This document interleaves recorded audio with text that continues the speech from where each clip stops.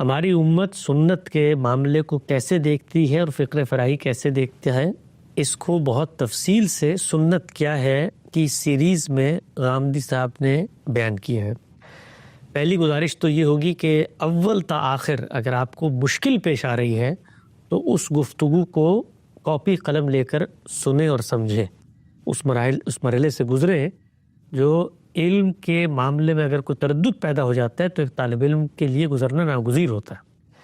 تو پہلے تو آپ موقف سمجھیں کہ ہم کیا کہتے ہیں، اس کو وہاں تفصیل سے بیان کیا ہے ہم نے، اور رسالہ سے بیان کیا ہے، ابن عبد البر کی کتاب سے بیان کیا ہے، باقی جو ہمارے لوگ ہیں سنت کے مفہوم کو کیسے لیتے ہیں بیان کیا۔ میں صرف ایک دو چیزوں کی طرف اشارہ کر دیتا ہوں یہاں پہ، جس کی روشنی میں جب آپ اس بحث کو سمجھیں گے تو آپ کو ہماری بات بھی سمجھ میں آنے لگ جائے گی۔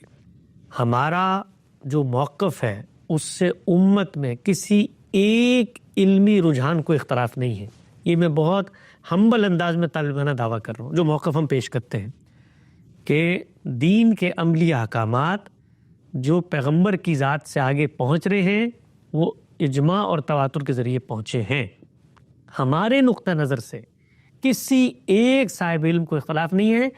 پوری امت کا علم جو بات پیش کرتا ہے، ہمارا جو رجحان ہے وہ اس کی تائید کے اندر پیش کرتا ہے، اس سے مختلف پیش نہیں کرتا۔ اس کو ہم نے ان کی کتابوں سے نکال کر بیان کیا ہے۔ یہ ہم اس معاملے میں کوئی متفرد نہیں ہے، اگر ہوتے تو تسلیم کرتے، نہیں ہیں۔ ہر کوئی یہ بات تسلیم کر رہا ہے، وہ اس کے بعد ایک اور زائد بات کرتے ہیں۔ اس زائد بات کو پہلے سمجھیں کہ وہ زائد بات ہے کیا۔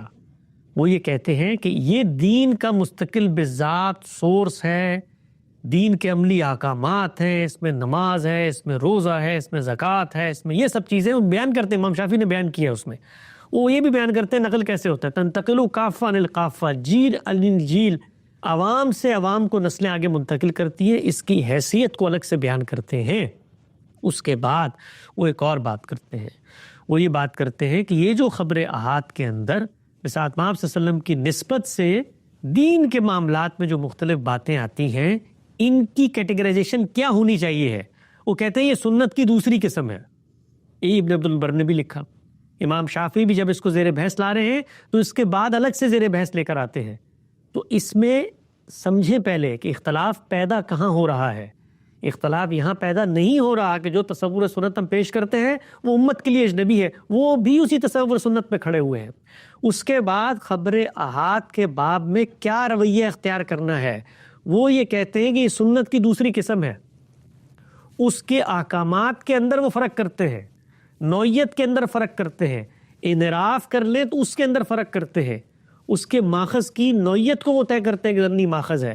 یہ سب باتیں وہ کر رہے ہوتے ہیں، اور پھر ان کے یہاں ایک اور مسئلہ پیدا ہوتا ہے، اس کا تعلق سنت سے نہیں ہے، اس کا تعلق خبر احاد کے اندر بیان ہونے والے حقائق اگر قرآن مجید کے بظاہر جو مدعا بیان ہوا ہے اس میں ترمیم، تغیر، تخصیص، تحدید، تقیید کر رہا ہے تو کیا رویہ اختیار کرنا، یہ بحث ہے۔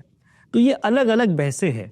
تو ہم اس بات کے بارے میں جو سنت کی دوسری قسم بیان کرتے ہیں، یہ کہتے ہیں کہ اس کو سنت مت کہو، سنت کہنے سے خلط مبس پیدا ہوتا ہے۔ یہ رسالت محمد صلی اللہ علیہ وسلم کے علم و عمل کی روایت ہے، آپ کی سیرت و سوانح ہے، آپ کی دین کی شرح و وضاحت ہے، آپ کی تفہیم و تبیین ہے، آپ کے اجتہادات کا مجموعہ زمانہ رسالت کی تاریخ ہے۔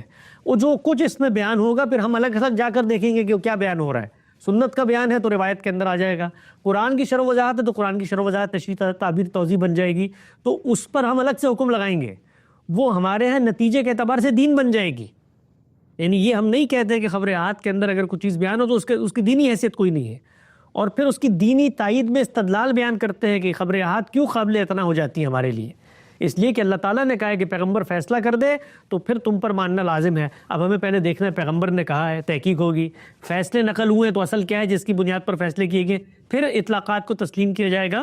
تو یہ کیٹیگرائزیشن کی بحث ہے میرے بھائی، اس میں نہ کسی چیز کا انکار ہے، نہ بھی 14 صدیوں کے اندر کوئی نیا نقطہ نظر پیش کر دیا گیا ہے۔ ہم نے جو تصور سنت پیش کیا ہے اس پر پوری امت 100% تائید کے اندر کھڑی ہوئی ہے۔